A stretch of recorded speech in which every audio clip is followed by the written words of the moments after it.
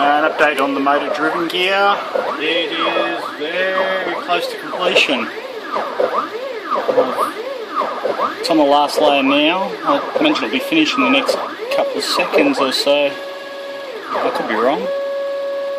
Just capping it off anyway. This is the last cap layer, then will be completed.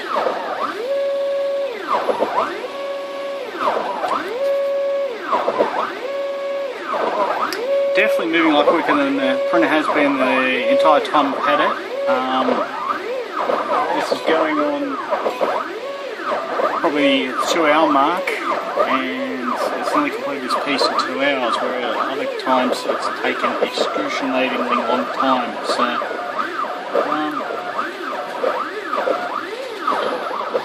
yeah, I can see where it is.